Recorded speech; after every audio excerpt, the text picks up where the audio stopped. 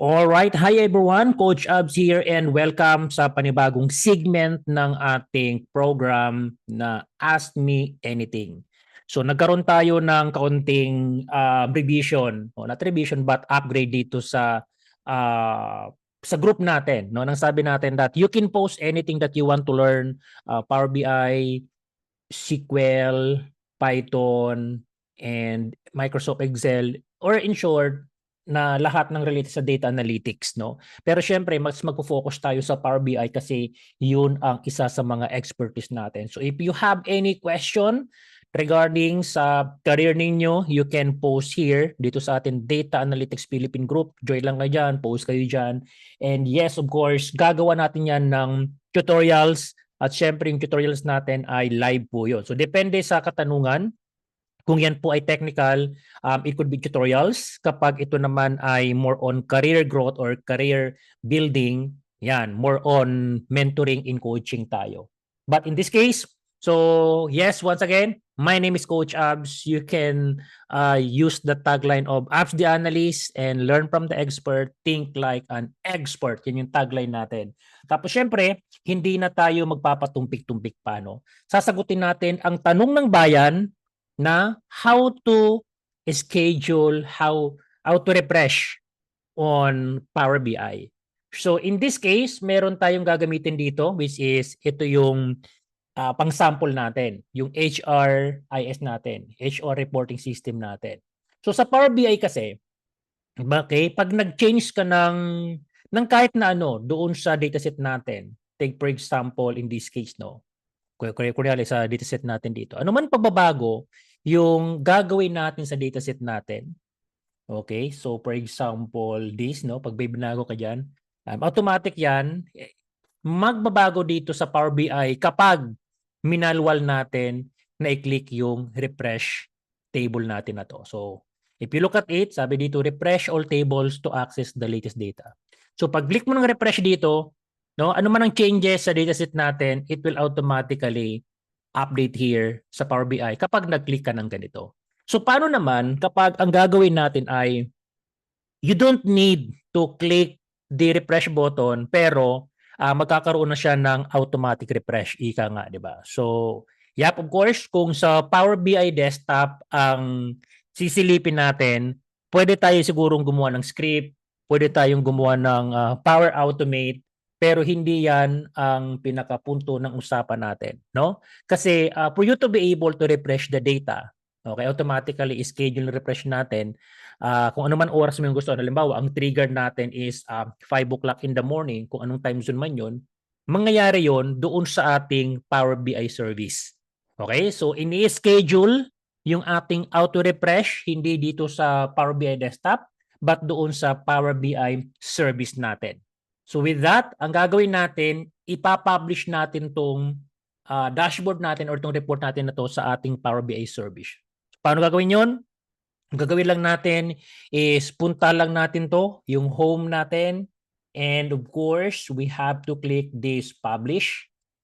Okay, and bago natin may publish yan, save muna natin. And just repeat the process, home, and publish here. And there you go, pili tayo dito ng workspace kung saan natin ipapublish yung Power BI natin. So in this case, I will select yung how to kasi ito yung demo natin. And I will click the select button. And yes, of course, the Power BI desktop is trying to publish it doon sa cloud, doon sa ating Power BI service. Okay, so with that, ang sabi dito, your file was published but discontinued. Okay, bakit kaya, no? Ano kaya nangyari dito? Yan, open natin to siguro. Ayan. So what something happened here is I think that meron tayong existing maybe. Okay, and check this on how to, yep, I think that everything is gonna be okay naman. Publish naman siya dito, no? Lumabas naman dito. So check this one, 121.30. Okay, so kaka-publish lang kanina. So yun yun. So para makasigurado tayo na may papublish talaga natin yon, i-check ulit natin ng isa pang beses. Okay? Select here and then wait tayo what will happen. So i-replace lang natin to kasi dapat makita natin yung successful, no? Although nakita naman natin na yung report natin is already published into our Power BI service. But we want to make sure na sigurado talaga na-publish yun. Ayan, no? The file was published. Okay, sige. Maybe the reason why is this one is open. So what might as well, I'm gonna close this one. And of course, i-test ulit natin kung magpa-publish talaga siya ng walang lumalabas na error. Kasi ayaw natin, gusto natin ay solid yung gagawin natin dito, no? So select natin yan and of course replace tayo. Pero of course dahil live tutorial itong ginagawa natin, ay magre-react tayo accordingly depende sa sinasabi ng prompt natin, no? So ayaw pa rin. Okay, pero sige, it's gonna be okay.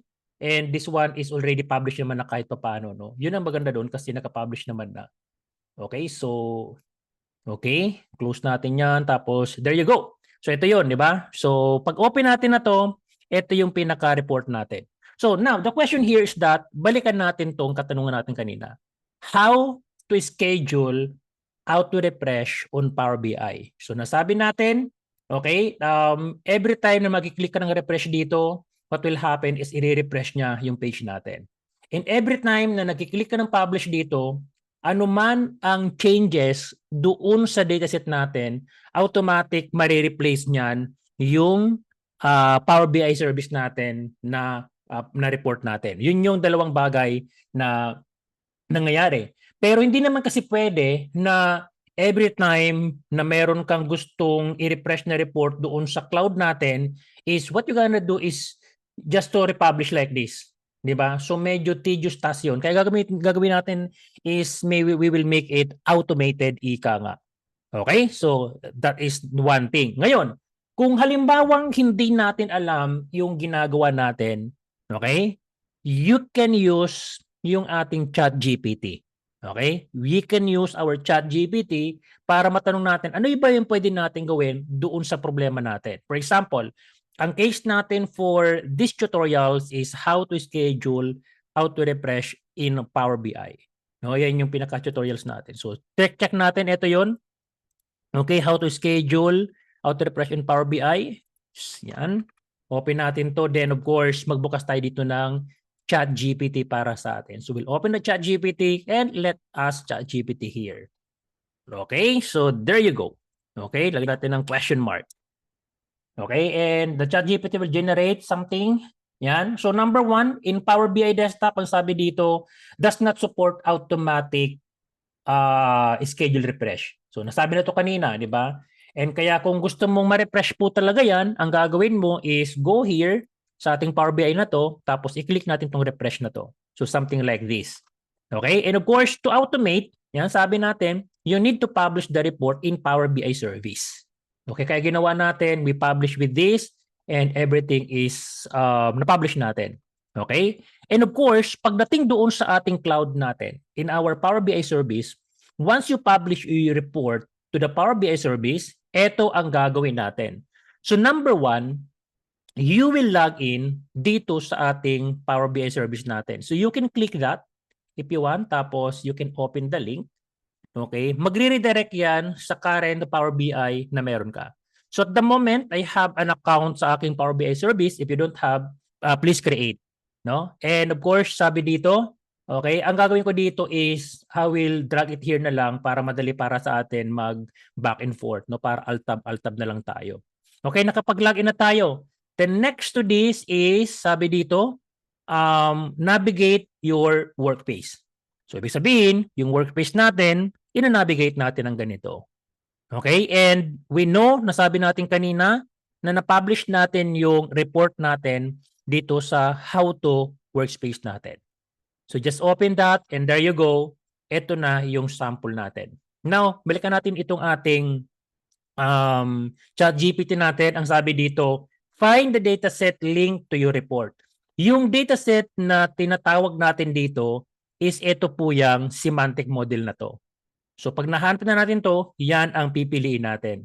And the next step here is you have to click the more option, okay, which is, ang more option na yan, itong dot na to. Dot, more option, you have to click that and pipiliin natin yung settings natin. Okay? Yung settings natin here, okay, click natin to, then scroll down a little bit, and now we have to check here yung ating settings natin. Okay? So sabi kasi dito, settings daw. So step number 2, configure schedule refresh. Okay? Ang gagawin lang natin, hahanapin lang natin itong schedule refresh natin na to, which is ito. Ang problema, ito na ang problema dito, no? Na naka-disable itong refresh natin na to. Okay, kaya pag gumagawa kayo ng task at inasahan niyo yung ChatGPT, ChatGPT will guide you along the way kung anong gagawin natin, but sometimes may mga sablay po yun.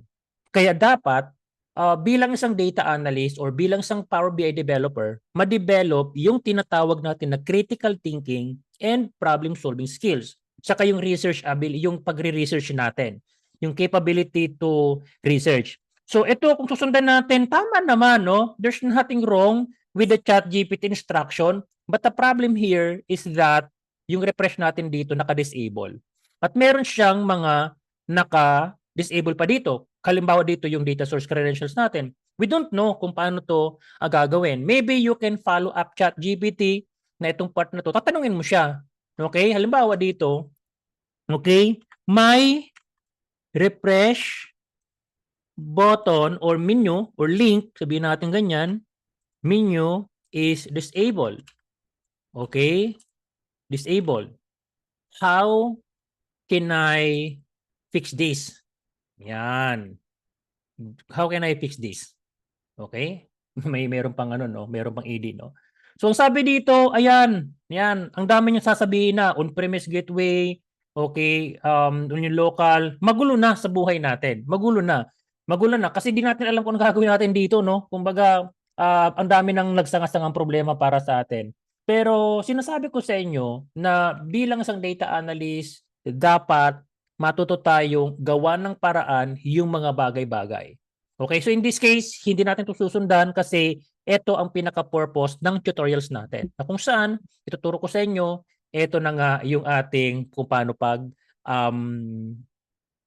configure ng auto-refresh ng ating Power BI. So this one, ang gagawin natin, babalikan ko muna itong ating workspace natin. And of course, kung mapapansin natin, meron dito nakalagay na refresh now. And we will try to hit this button. Okay? Okay, at ang sabi dito, something went wrong. Refresh failed because this semantic model requires a gateway. Please select a gateway from semantic model settings and try again later or contact support. If you contact support, please provide these details. O, ito yung mga details niya. Pag tinignan mo to, yan ang nangyayari. Pwede mo tong kopyahin. You can ask ChatGPT and ChatGPT will gonna show you an answer para sa'yo. Pero syempre, okay, you can contact tech support ng Power BI itself, ng Microsoft. You can use ChatGPT. Pero yun nga, dapat matuto tayong mag-analyze ng mga bagay-bagay. So ngayon, balikan natin to. So ngayon, kung titingnan natin, kung dito pa lang sa refresh na manual refresh natin, meron tayong error, how much more pa kaya doon sa automation natin? Diba? Make sense, no? Kung yung manual refresh natin dito, may problema na, paano pa kaya yung automation? Kaya nga kanina naka-disable yung refresh link natin. So ngayon, i-configure natin kasi ang sabi dito, dapat daw meron tayong gateway. At yan ang isa sa mga requirement para ma-connect natin itong ating dataset natin, which is ito, papunta doon sa ating Power BI service. Kasi kung sisilipin natin yung very basic scenario na to, this is on-premise, nasa local computer ko to, tapos paano siya pag-uusapin doon sa ating cloud computing natin? So napaka-imposible. Kaya ang kinakailangan natin is gateway at ito yung magsisilbing tulay natin. Okay? So yung gateway natin, ito yung magsisilbing pinakatulay natin. And beside, if I close this one, then I will expand yung gateway in cloud connection natin. Okay, nandito yung ating, ito, ano ko na muna to, no? I-delete ko na muna siguro to. Should I delete this one? Maybe, no? Yan. So ito, dito, meron ako dito. Pero, yan, ayusin natin mamaya. Kumbaga magre-restart tayo from the scratch, no? Kasi kung minsan wala ito, no? So dito kasi sa nangyari kasi ngayon may nakalagay, no? Pero sometimes walang nakalagay dito, no? Parang ganito, no cloud connection. Kaya ang gagawin natin is install natin 'yan. So for you to be able to install itong ating gateway na to, all we have to do is pupuntahan lang natin ito, yung download natin na yan. Okay? Just click that download. Then of course, piliin natin tong gateway. Okay? So that gateway, meron tayong dalawang option dito. Nang sabi dito, connect to on-premises data source with a Power BI gateway. So meron tayong dalawang option dito. Download standard mode at yung pangalawang option natin is download personal mode. So pag pinili natin yung personal mode, ibig sabihin nito ay kumbaga hindi mo siya balak i-share sa ibang tao or sa organization mo mismo. Okay? Samantalang ito, pag pinili mo yung standard mode natin, we could share our Power BI to public. You can share this to your organization, to your colleagues, to your boss, and so on and so forth. Okay? So ito pwedeng share sa ibang tao.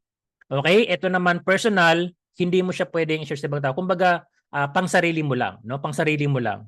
So in this case, since professional way ang ituturo natin, pipiliin natin tong standard mode na to.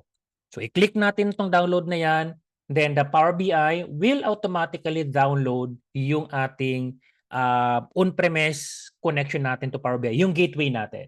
So hintayin lang natin na ma-download yan ng buong buo. So the speed of the download is depende sa bilis o bagal ng internet connection natin. Okay, so yeah, of course, hintayin natin ng konti. At habang naghihintay tayo, I will check here sa comment section kung mayroon na tayong may comment. So wala naman nag-comment. Ibig sabihin, everybody's happy. Okay, and yes, of course, ilang percent na ba to? Okay, so just few more minutes, few more seconds, and done. Okay, so done na yung downloading natin. So let's open this one, show in the folder here, and ito yung gateway natin, which is itong gateway na to, ito po yung standard mode ang pinili natin. So I will right-click this one and I will select the Run as Administrator. Okay. Yep, of course, I will select yes here. Then yes, ito ang dito natin sa install sa ating C program on-premise data gateway. And of course, we will accept the terms of use and condition natin. Therefore, we have to click the install here at hintayin nating ma-install itong ating Power BI. Power BI gateway natin. On-premise data gateway. So, madali lang yan. Depende sa bilis o bagal ng computer natin. No? Pero sa akin I think that hindi siya magkatagal. Just a few minutes, hintayin lang natin. Okay, hintayin lang natin ng konti. So there you go. There you go. If you have any question, you can drop your question in our comment section, or once uploaded in the YouTube, you can drop any question doon sa comment section ng YouTube natin kasi i-upload naman natin to, no. Yan. Ito yung maganda dito kasi meron tayong dalawang option. We can do live and we can do uploaded it in the YouTube channel natin. Yes, of course, yan. Nag-progress na siya. Hintay lang natin ng konti, no? Konting chillax lang, no? Habang nag-install yan, pwede ka siguro magkape-kape, no? Okay? Yeah. Pero bantayan mo na lang, at least alam mo kung ano nangyayari. Kasi kung may magkaroon ng error dyan, at least alam mo yung gagawin natin. And by the way, itong tutorials na to is magre-react tayo accordingly depende sa lumalabas na error. So wala siyang standard format na pagkakasunod-sunod, and lahat ng bagay na to ay ginagawa natin live. No? From downloading, installation, configuration. Pag may lumabas na error, hahanapan natin ng solution. So something like that yung gagawin natin. No? Kaya mag-iiba-iba yan, depende sa magiging response ng PC ninyo kapag ginawa nyo na itong tutorials natin na to.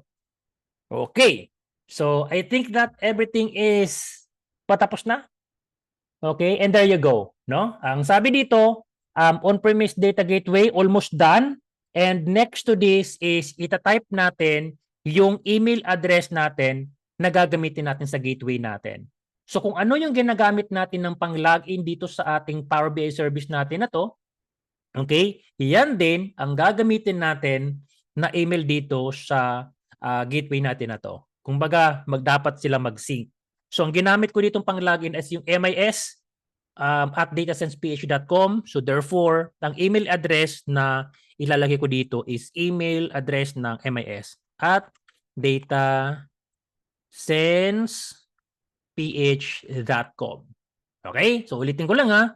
Ang ilalagay natin dito sa email na to is yung ginamit natin na pang-login dito sa Power BI na to. Power BI service na to. Otherwise, hindi po siya gagana.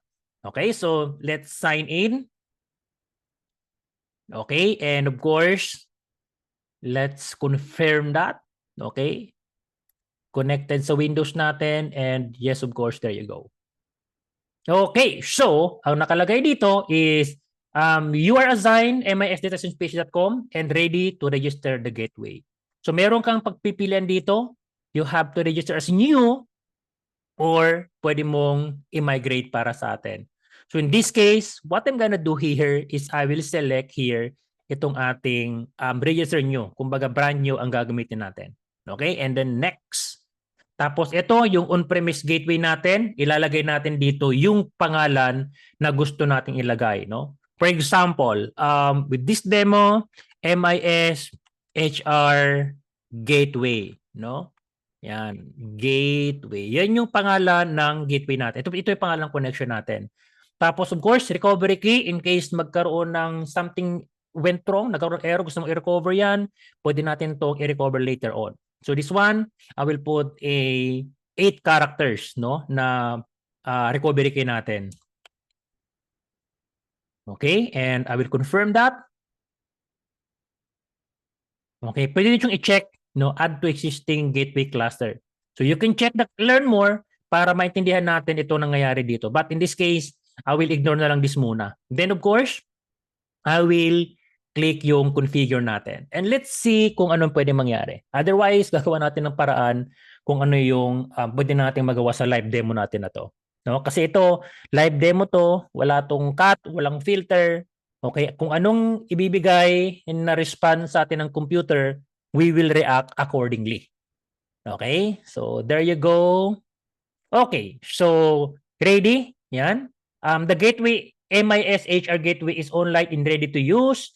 Okay, Power Apps, ready yan. Sa Microsoft Fabric, ready po yan.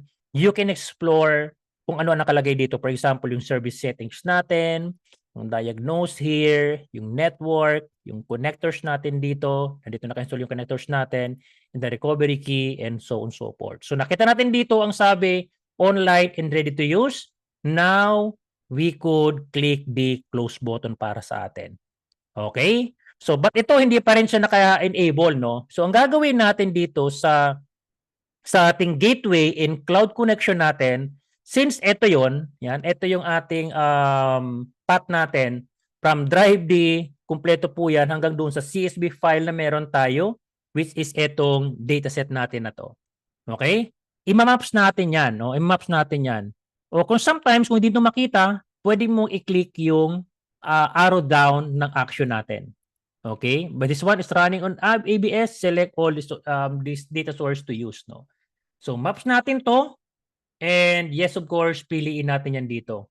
Okay? Kung wala yung pinili natin kanina, maybe you could refresh yung ating Power BI para mag-refresh. Kasi wala yung inad natin. No? So, refresh mo lang yan and check natin kung mahanap natin yung bagong added connection natin. So, gateway in cloud connection here. And yes, of course, ito yon. No, ito kasi ito yung luma natin at ito yung bagong connection na meron tayo. No, sabi nga natin, you have to react accordingly. No, kasi ito dati to eh. Ito yung bagong gawa natin. Of course, this is not configured correctly. Iko-configure natin yan by clicking yung ating actions na to. Then of course, we could add the gateway. Kasi kung papansin natin, meron siyang X dito at hindi natin siya may apply talaga. No? So add to gateway. And of course, ito yung connection natin dito. No? So pwedeng sabihin natin na for this demo, my HR connection. Like that. Okay. My HR con. Yun yun. Tapos of course, kung alam mo yung username and password ng PC mo, pwede mo siyang ilagay. Pwede mo siyang ilagay. But in this case, pwede ko ang gawin dito, I could skip the test connection kung hindi ako sigurado ng aking username and password. Kumbaga, maging optional itong dalawang bagay na to. Okay? At ito yung sabi natin dito, yung privacy level natin, pwede tayong mamili kung private, kumbaga ikaw lang, pwede mong gawin na organizational, meaning to say, kung sino yung nasa organization nyo, sila lang yung pwede makapag-access depende sa domain na meron kayo. Okay? And of course, pwede mo siyang i-click into public so that the Power BI report ay maging available sa public kapag nag-refresh. So in this case, since professional mode ang pinag-uusapan natin, usually we share our report inside our organization. So that's why pipiliin natin itong organizational level natin, no? And of course, we could now click the create. Okay, so congratulations because we have now established the connection with our Power BI service to our dataset, which is yung eto po yun. Okay, to test that, what I'm gonna do here is I will select this one. And yes, of course, nakita natin dito, since na-configure natin ng maayos, kung kanina naka-X button ito, ngayon naman naka-check. And yes, pipiliin natin tong My HR Con. Kasi ito yung sinetup natin na nagko-connect, no? From ating Power BI to have an access dito sa ating dataset natin na to. So basically, ang ginawa natin is we install the gateway and we configure that so that your Power BI service or yung cloud service natin magkaroon ng access dito sa local na file na to. Okay? So with that, we have to click the apply. And yes, of course, congratulations because here, ang sabi dito is HR Analytics Final Gateway Connection updated. Your updates to HR, no? Nandiyan naman yan. Okay, ang sabi dito is you can check it now, no? Connected na, no? Then of course, kung mapapansin natin, yung refresh natin dito naka-enable na. Okay? And if you want to explore more the things that you have to configure also, itong ating data source credentials para makita natin. So here, admin has granted, credentials are not required. So kasi ang pinili natin, hindi kinakailangan ng credentials, di ba? No need username and password for the Windows and lulusot na kahit paano. Okay? So therefore here also, in yung refresh natin dito, kung kanina, hindi natin maklik but now, this is not available. So actually, ito lang talaga yung pinaka-lesson natin on how to schedule auto-refresh on Power BI. Yan lang talaga yon. Pero syempre, yung mga bagay-bagay pagdating sa real world ay hindi siya ganun ka-smooth at meron kayong makikita na mga error messages, sometimes kahit mag-ask kayo sa ChatGPT, may mga bagay na hindi pa rin magawa and therefore you have to develop your critical thinking and problem solving skills. So sa demo natin, for the past few minutes, ang nangyari is we are trying to resolve yung mga bagay-bagay para ma-enable lang natin to. So this time, since it's enable na to, now we could finally configure the auto-refresh yung ating Power BI. So ang gagawin lang natin is we could select yung time zone na gusto natin mangyari. And of course, since Philippine settings ang pinag-uusapan natin, I will scroll down here and I will find yung +8. Kasi yung Philippines is a +8 na GMT. Okay? Pwede natin gamitin yung China, pwede natin gamitin yung Kuala Lumpur, at pwede natin gamitin yung Taipei. But in my case, okay, dalawang bagay ang like kong pinipili. It's either Singapore or Taipei. Pero Taipei talaga, no? Taiwan kasi magka-align yung Taiwan sa Pilipinas pagdating doon sa time zone talaga. Okay, so yan yung schedule. So ibig sabihin, okay, we could configure this one. We could define a data refresh schedule to import data from the data source into semantic model. So ang gagawin lang natin, we have to turn it on. Pag naka-turn on ito, okay, ibig sabihin, okay, every day, i-import yan, yung data natin ito, papunta doon sa semantic model natin, which is, magre-refresh yung data natin. Okay, you could select the refresh frequency here. You can choose weekly. Okay, at pili ka dito kung anong gusto mong araw, di ba? Pero syempre, araw-araw natin i-update yung data natin. And of course, you can select the add time zone here. And usually, sa trabaho, ang ginagawa natin is 5 o'clock in the morning, nagkakaroon ng update. So, bago pumasok pa yung mga katrabaho natin, everything will gonna be okay kasi yung data na gagamitin nila is already refreshed. But if you want, you can select 1 p.m., 2 p.m., 3 a.m., sorry, no, 1 a.m., 2 a.m., depende sa inyo. Okay, but usually sa akin is 5 a.m. Right?